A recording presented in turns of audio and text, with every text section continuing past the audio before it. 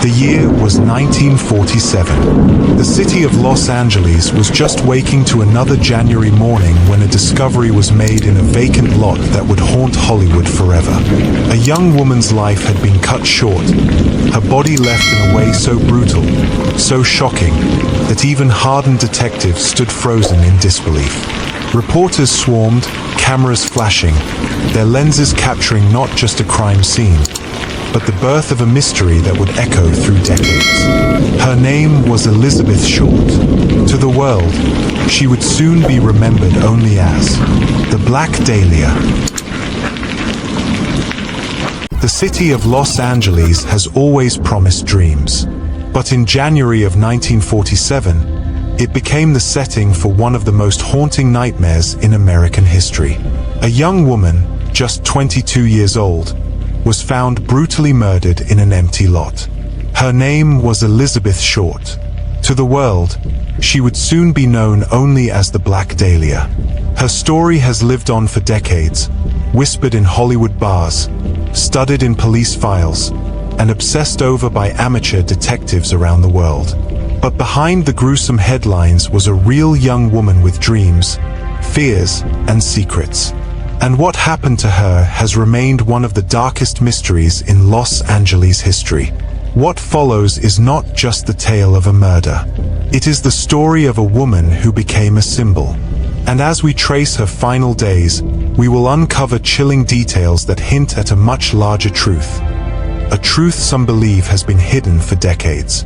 Elizabeth Short was born in Boston in 1924. She was the third of 5 daughters, raised in a modest home by her mother, Phoebe. Her father, Cleo Short, abandoned the family when Elizabeth was still a child. He left without warning, leaving Phoebe to raise the girls alone during the Great Depression. Elizabeth grew up dreaming of escape.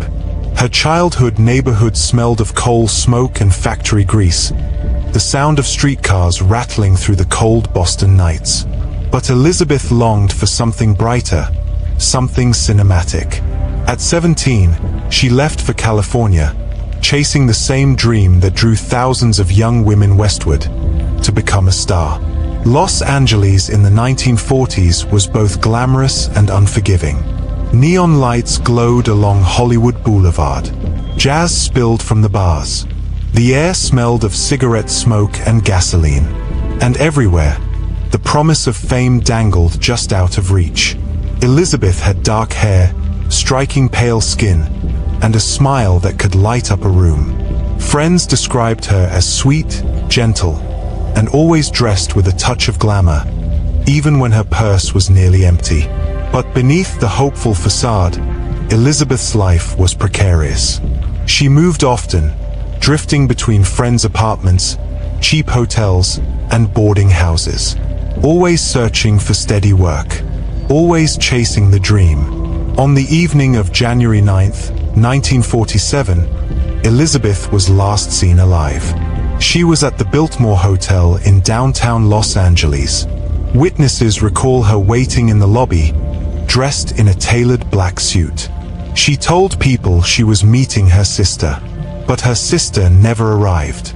Staff remember Elizabeth pacing, occasionally stepping outside to the chilly night air. Hours passed, and then she vanished. That was the last confirmed sighting. 6 days later, on the morning of January 15th, a woman named Betty Bersinger was walking with her young daughter through a quiet neighborhood on Norton Avenue. The morning was gray. The street smelled faintly of wet earth after a light rain. Betty pushed the stroller along the sidewalk when she noticed something in the empty lot ahead. At first, she thought it was a mannequin, broken in half. Its skin looked too pale, its body too stiff. But as she drew closer, her heart froze. It wasn't a mannequin. It was the body of a young woman, Elizabeth Short. She had been cut cleanly in half at the waist. Her body posed deliberately, her face mutilated. Betty screamed and ran to the nearest house to call the police. When officers arrived, they were struck by the precision of the crime. There was no blood at the scene. The body had been washed, scrubbed, Whoever killed Elizabeth had taken their time and had medical knowledge. The crime scene was unlike anything the city had ever seen. As the police began their investigation, rumors spread quickly. Elizabeth had been seen with men in uniform, with nightclub owners, with Hollywood hopefuls who promised connections. Some described her as a party girl, others as an innocent dreamer. But the truth was more complicated. Elizabeth had secrets, and those secrets would soon become the obsession of police, journalists, and the public. The press dubbed her the Black Dahlia. The name was a play on the Blue Dahlia, a popular film noir of the time. But it also reflected her striking beauty and the black dresses she favored. Reporters swarmed the case, splashing lurid headlines across front pages. And then, just when it seemed the story couldn't get darker, the killer himself appeared to reach out. On January 23rd, the Los Angeles Examiner received a phone call from a man claiming responsibility for the murder. He taunted the paper, saying he would soon mail in Elizabeth's personal belongings. 3 days later, a package arrived. Inside were Elizabeth's birth certificate, business cards, photographs, and an address book, all cleaned with gasoline, just like her body. The message was clear: the killer was watching. As detectives dug deeper, a chilling picture emerged. Elizabeth had been living on the margins, surviving on charm and resilience. She spent time with men who promised her work, who bought her meals, who told her what she wanted to hear. But she also confided in friends about feeling watched, followed. Police records revealed something disturbing. In the weeks before her death, Elizabeth had been linked to several men with ties to medicine. Surgeons, military doctors, men with the skill to commit the kind of precision cutting that had shocked investigators. The case that had begun as a Hollywood tragedy now looked like something far darker. Detectives interrogated suspects for weeks. One man, a wealthy physician named George Hodel, came under particular suspicion. He was brilliant, charming, and deeply unsettling. Neighbors whispered about strange parties at his home. His own children would later speak of disturbing behavior. And Hodel himself? He laughed off the investigation, mocking the police. In one secretly recorded conversation, Hodel was overheard saying, "Supposing I did kill the Black Dahlia.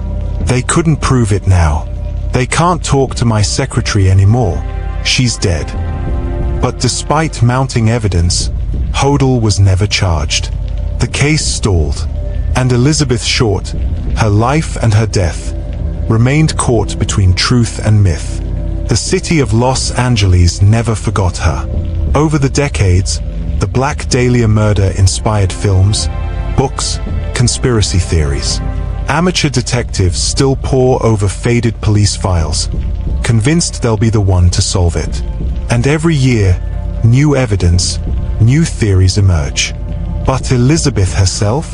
She has been overshadowed by the legend, by the gruesome details. She was more than a murder victim. She was a daughter, a sister, a dreamer, a young woman who wanted to be remembered for more than the way her life ended. For decades, people have asked, who killed Elizabeth Short? But perhaps the more haunting question is this: why has the truth remained hidden for so long? The cover-up.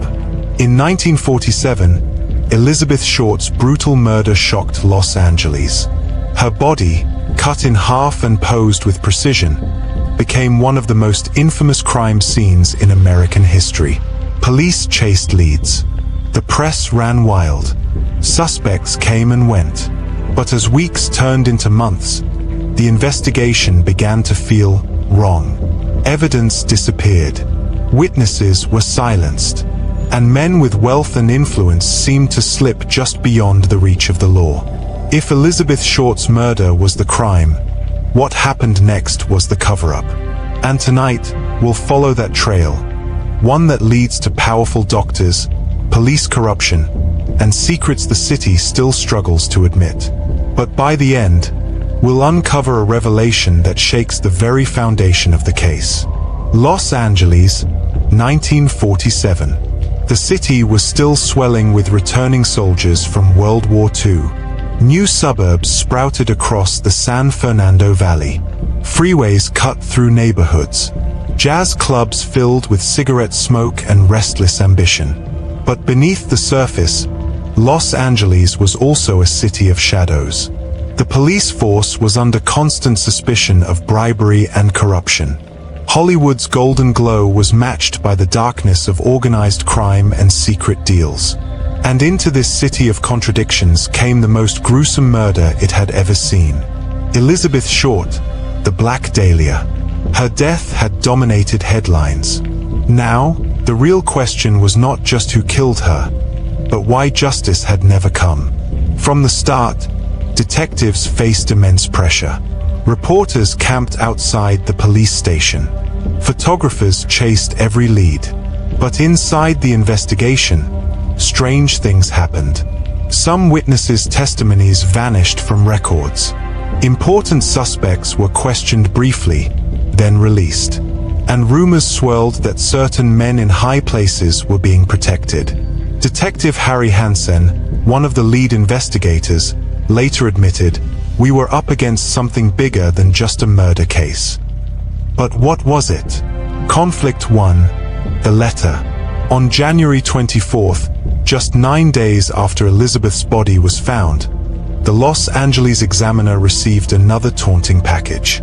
Inside was a note made of cut-and-paste newspaper letters. "Here is Dahlia's belongings, letters to follow." The package contained her ID card, more personal photographs, and a pair of shoes. Again, all wiped clean with gasoline. The killer wanted attention, but investigators couldn't shake the feeling. Was someone trying too hard to direct the narrative?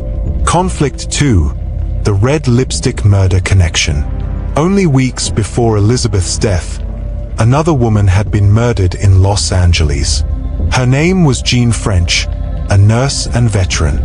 She had been found beaten to death, with the words BD scrawled on her body in lipstick. Was BD short for Black Dahlia, or was it something else? Police could never prove the link, but whispers grew louder. Was Los Angeles facing a serial killer? Conflict 3. The surgeon suspect. Behind closed doors, police quietly focused on one man, Dr. George Hodel, a wealthy physician with a sprawling Spanish-style home in Hollywood. Brilliant, eccentric, and deeply unsettling. Hodel had known women in Elizabeth's circles. He had the medical knowledge to dissect a body the way hers had been. And police records later revealed he had a history of violence toward women. In fact, during the height of the investigation, the Lapt bugged his house. What they heard stunned them. Late at night, in that mansion filled with shadows, Dr. Hodel's voice was caught on tape. "Supposing I did kill the Black Dahlia. They couldn't prove it now." The tapes also contained disturbing sounds. Muffled screams. The sobs of a woman. The rustling of movement. And yet, nothing was done. Years later, decades after the case went cold, one of Dr. Hodel's own children would come forward with shocking claims.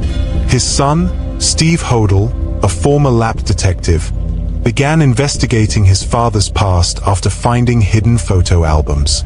Inside were images of a young dark-haired woman who looked hauntingly like Elizabeth Short. Steve was convinced his father was the Black Dahlia killer. But here's the chilling part. Steve believed his father wasn't just responsible for Elizabeth's murder.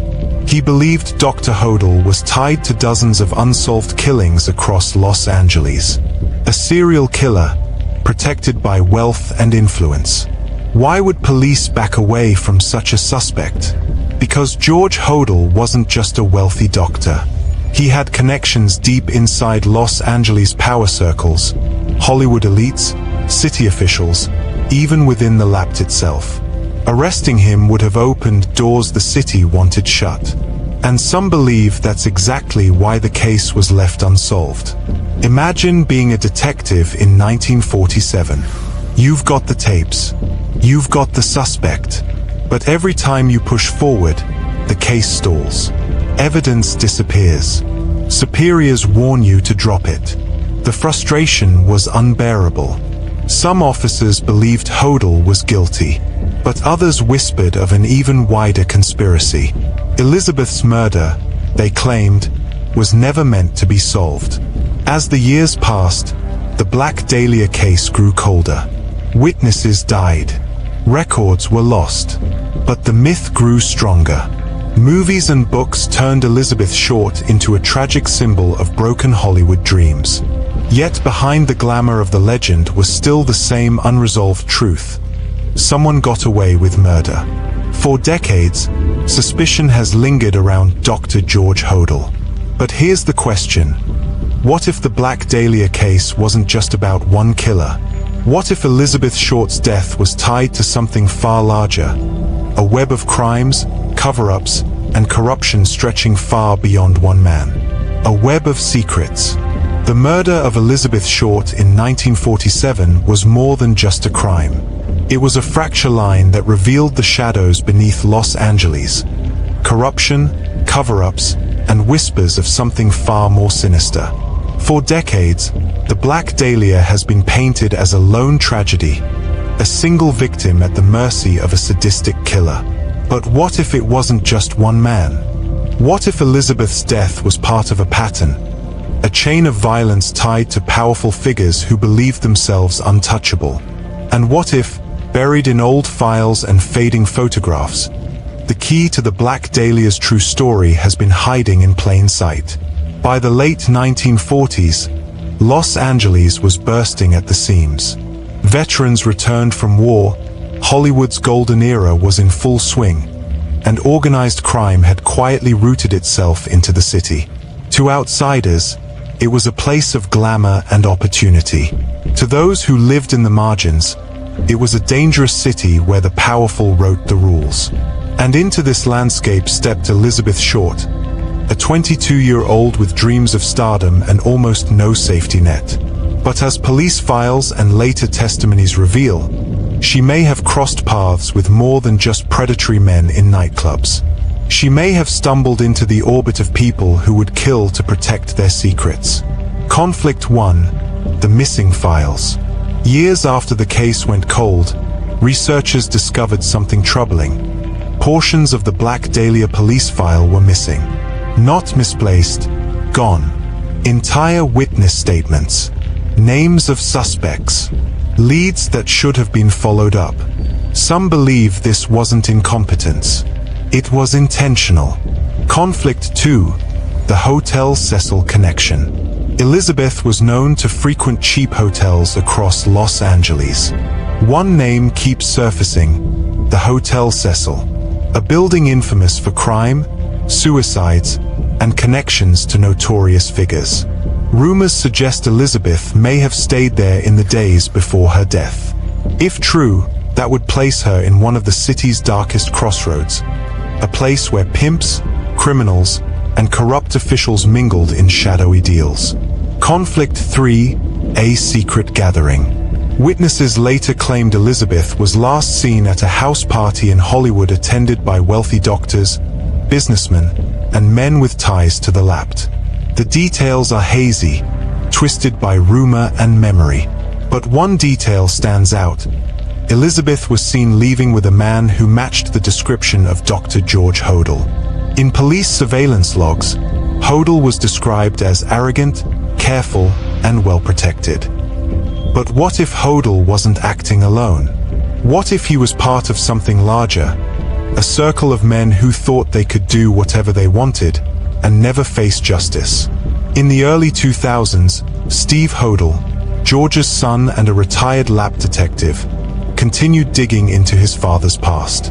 In old files, Steve found photographs of other women, each bearing a striking resemblance to Elizabeth. And then he discovered something else.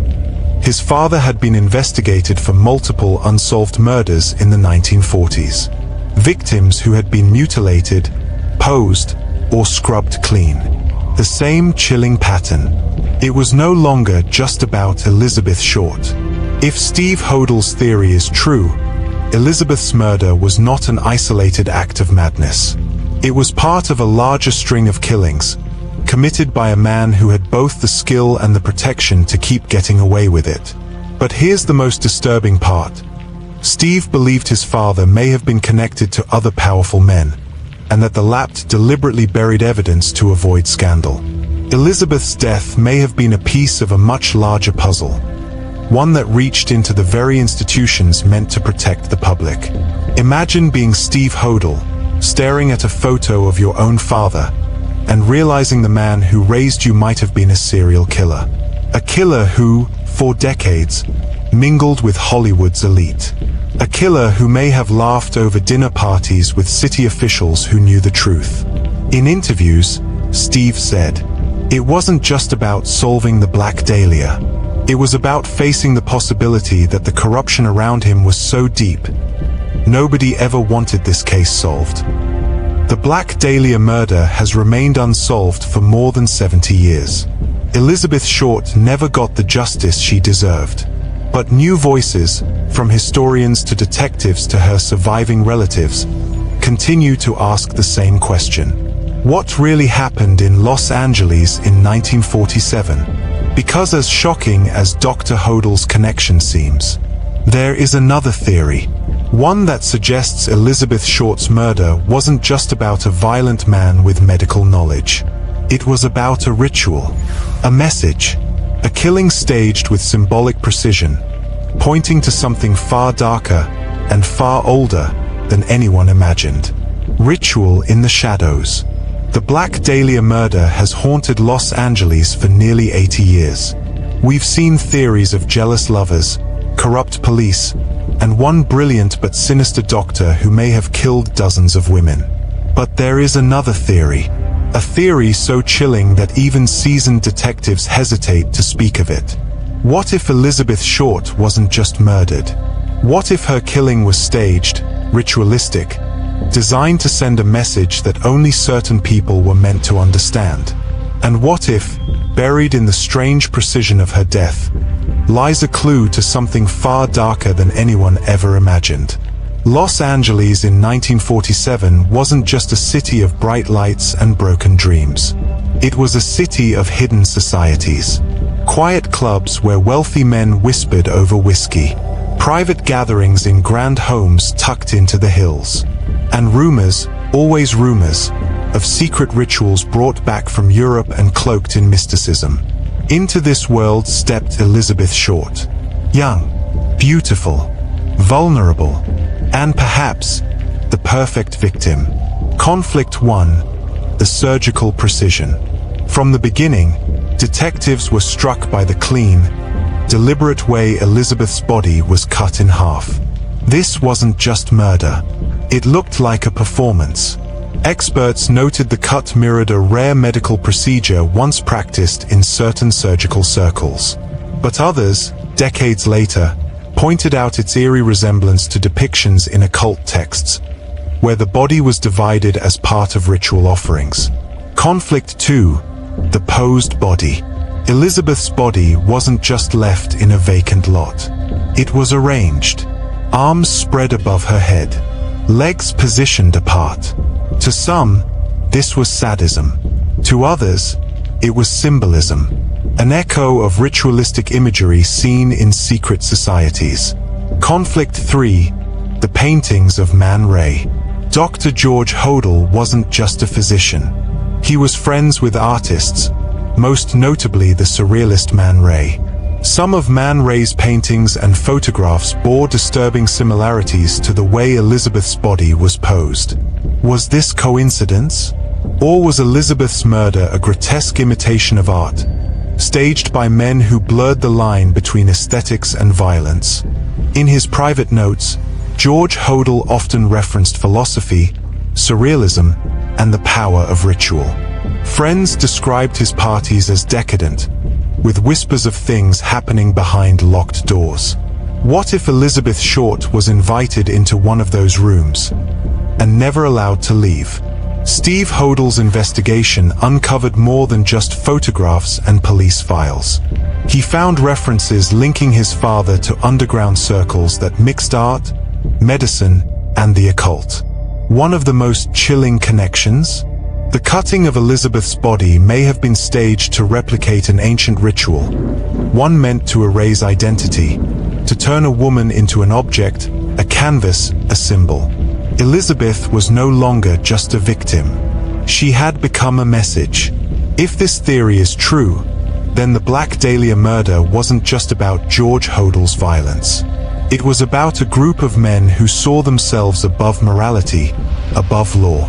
Men who used ritual to bind themselves together in secrecy. And Elizabeth Short, unknowingly, walked straight into their circle. Her death wasn't random. It was chosen.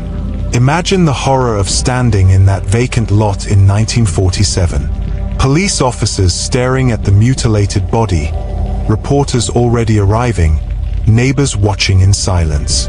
And none of them realizing that what they were seeing wasn't just a crime scene. It was a message to those who understood its language.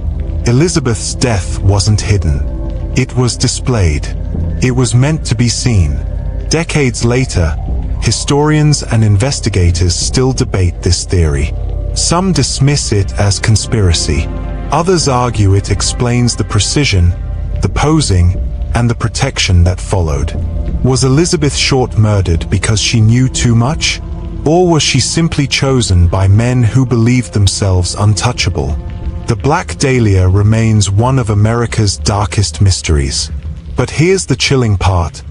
Elizabeth Short wasn't the only woman killed in this way. Other bodies, other murders, scattered across Los Angeles and beyond, share disturbing similarities. Patterns too precise to be coincidence. Which raises one final, terrifying question. Was the Black Dahlia only the beginning of a much larger pattern? One that stretches across decades? The pattern of death. For decades, the Black Dahlia has stood as one of Los Angeles' darkest mysteries. But what if Elizabeth Short's death wasn't an isolated event? What if her murder was part of a series of killings, stretching across years, across states, each echoing the same disturbing precision, the same ritualistic display? And what if the same shadowy figures we've already seen weren't just responsible for one crime, but for many? Tonight, we'll follow that trail. And by the end, you may wonder if the Black Dahlia wasn't the beginning, but just one link in a much larger chain. The 1940s and 1950s were a time of upheaval in America. Soldiers returned from war, cities expanded, and crime shifted into new forms. But beneath the headlines of gangsters and political scandals, there were quieter stories. Unsolved murders. Women found dead under strange, brutal circumstances. Cases that, at the time, seemed separate, random. But when placed side by side, a disturbing pattern emerges. And that pattern begins with the Black Dahlia. Conflict 1. The Cleveland Torso Murders. A decade before Elizabeth Short's death, Cleveland faced its own nightmare. Between 1935 and 1938, at least a dozen victims were found mutilated, their bodies dismembered with surgical precision. The killer was never caught. When investigators compared the details years later, the similarities to Elizabeth's case were chilling. Clean cuts, body parts washed, victims posed. Conflict 2. The Lipstick Murders. In Chicago, around the same time, a series of killings became known as the Lipstick Murders. Women were found brutally slain, messages scrawled near the bodies in lipstick. One read, "For heaven's sake, catch me before I kill more. I cannot control myself." Police dismissed connections to the Black Dahlia, but some criminologists argue the cases share eerie hallmarks of the same sadistic personality. Conflict 3. The California Murders. In the years after 1947, multiple women in Los Angeles were found murdered under suspicious circumstances. Some were cut, Some posed, some scrubbed clean. One case even involved a victim with a Glasgow smile. The same mutilation given to Elizabeth Short. Each time, the investigations stalled. Files went missing. Suspects with influence slipped through the cracks. It was as if someone, or something, was ensuring the truth stayed buried. Steve Hodel, while investigating his father, began to notice these parallels. In his books, he argued that George Hodel wasn't just the Black Dahlia killer. He may have been a serial murderer who operated across decades, from the 1930s through the 1960s. The evidence? Newspaper clippings, coroner's reports, and the same surgical style appearing again and again. It was a chilling thought. The Black Dahlia case was only one chapter of a far larger story. But here's where it becomes even darker. Some of these killings, Steve argued, weren't just random crimes of opportunity. They bore signs of ritual, of staging, and when you step back far enough, the pattern begins to look less like the work of one man, and more like the work of a network. A group bound together by secrecy, protected by wealth, status, and silence. Imagine being an investigator decades later, piecing these murders together like fragments of a puzzle. Each file pointing toward the same haunting conclusion. Elizabeth Short wasn't alone. There were others, many others, and behind every case, the same shadows seemed to move. Powerful men, artists, doctors, men who considered themselves untouchable. Today, the FBI and LAPD still classify the Black Dahlia as unsolved. But for those who've followed the evidence, it's no longer a single mystery. It's a web, a trail of bodies, stretching across time. And at its center, a darkness that refuses to die. Because here's the most chilling discovery of all. Some of the victims weren't strangers. They were women connected, through friends, through work, even through the same circles Elizabeth Short once moved in. Which means the Black Dahlia wasn't chosen at random. She was chosen for a reason. The final lesson. For nearly 8 decades, the Black Dahlia murder has haunted Los Angeles. Elizabeth Short's death was brutal, shocking, and unforgettable. It gave rise to rumors, theories, and legends that still captivate the world. But behind the mystery, behind the sensational headlines, was a young woman who wanted what so many of us want. To be seen, to be loved, to be remembered. Tonight, as we bring this story to a close, we won't just ask who killed Elizabeth Short. We'll ask what her life, and her death, still has to teach us about dreams, vulnerability, power, and the choices we make every single day. Because while the Black Dahlia remains one of history's most tragic mysteries, it also carries lessons that can shape how we live and how we treat one another. Los Angeles, January 1947. Elizabeth Short is 22 years old. She's young, hopeful, and still chasing her dream of making it in Hollywood. She's broke, often hungry, bouncing from one cheap apartment or friend's couch to another. But she carries herself with dignity. She wears her hair perfectly. She dresses as if tomorrow might be the day she's discovered. Beneath her glamour, though, is fragility. Elizabeth often writes letters to her family back home in Massachusetts, assuring them she's doing fine. But the truth is, she's struggling. And in her final days, she crosses paths with people who see that vulnerability, not to help her, but to exploit it. Conflict 1. The last known days. Elizabeth spends time in bars, hotel lobbies, and cheap restaurants. She's last seen at the Biltmore Hotel, waiting for her sister, who never arrives. Witnesses describe her as nervous, pacing, stepping outside into the cold air. Later that night, she disappears. Conflict 2. A dangerous circle. Police records suggest she had been spending time with men tied to wealth, medicine, and even the police force. Men who promised her opportunities. Men who whispered about connections. But these weren't men who wanted to lift her up. These were men who saw her as disposable. Conflict 3. The Trap. Some believe Elizabeth was lured to a private gathering, perhaps at the home of Dr. George Hodel or someone in his circle. That night, her dream of Hollywood stardom turned into her worst nightmare. Elizabeth had once written in a letter to her mother, "Someday, I'll be famous." She was right, but not in the way she dreamed. When investigators pieced together her final movements, one thing stood out. Elizabeth had trusted too easily. She believed the words of people who said they could help her.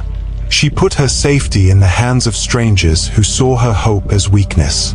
And in that trust, she walked into the trap that ended her life. Elizabeth Short's murder was not just a crime of violence. It was a crime of betrayal. Betrayal by the city that promised her dreams but gave her nothing to hold on to.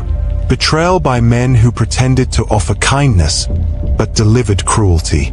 And betrayal by a society that turned her tragedy into spectacle, focusing more on her death than her life.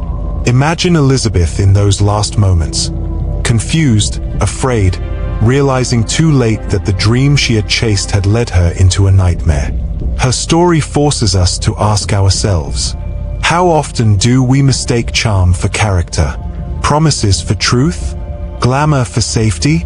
Elizabeth's fate is a warning, not just about the dangers of misplaced trust, but about the world's willingness to exploit innocence for power. The Black Dahlia murder was never solved. Her killer, or killers, escaped justice. The city moved on. Hollywood glittered. New dreams were sold to new hopefuls. But Elizabeth Short's story still matters, because it teaches us something vital. Dreams are beautiful, but they must be pursued with wisdom. Trust is precious, but it must be guarded carefully. And life, no matter how fragile, deserves dignity and protection. Elizabeth didn't get the ending she deserved, but by remembering her not just as the Black Dahlia, but as a daughter, a sister, and a dreamer, we give her back some of what was taken. The morale of this story is this: guard your trust. Not everyone who offers help has your best interest at heart. Value people over appearances. Glamour fades. Character endures. Stand for justice, even when it's uncomfortable. Silence only empowers corruption. Never let ambition blind you. Dreams should lift you, not destroy you. Remember the humanity in every story. Behind every headline is a life, with hopes and fears just like ours. The only thing necessary for the triumph of evil is for good men to do nothing. Edmund Burke. Character is how you treat those who can do nothing for you. Malcolm Forbes. In the end, we will remember not the words of our enemies, but the silence of our friends. Martin Luther King Jr. Elizabeth Short's life was short, but her story reminds us to live with courage, with wisdom, and with compassion. Because every choice we make, every act of kindness, every decision to protect rather than exploit, shapes not only our character, but the world we leave behind. And perhaps the greatest justice we can give Elizabeth Short is to live our lives in a way that ensures no dreamer is ever forgotten, and no innocent is ever left unprotected. Some cases find justice, others are left in silence. But together, we can keep their stories alive. If you felt the weight of this mystery, make sure to subscribe, like, and hit the bell, so you'll always be here when the next truth surfaces. Every voice matters. Every story counts. Step closer, behind the crime,